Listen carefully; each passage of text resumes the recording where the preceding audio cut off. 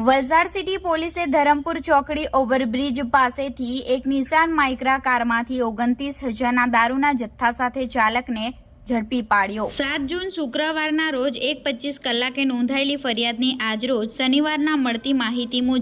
માહિતી પ્રમાણે વલસાડ સિટી પોલીસની ટીમ પોલીસ મથક હદ વિસ્તારમાં પેટ્રોલિંગ કરી રહી હતી, જે દરમિયાન સિટી પોલીસ મથકના જવાન હરદેવસિંહ, રણજીતસિંહ,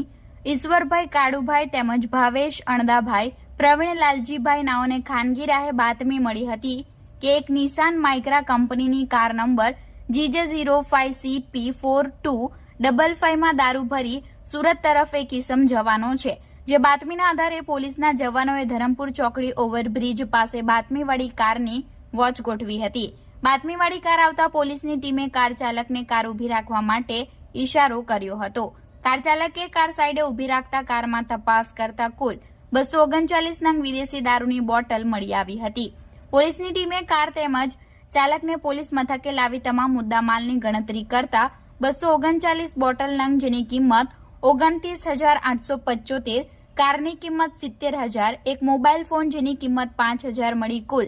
1,04,875નો મુદ્દામાલ કબજે લઈ ચાલક વિપુલ ગણેશભાઈ વાઘેલા સામે પ્રોહિબિશન અંગે સિટી પોલીસ મથકે ફરિયાદ નોંધી માલ ભરાવનાર તેમજ મંગાવનાર બાબુ નામના ઈસમને વોન્ટેડ જાહેર કર્યો હતો।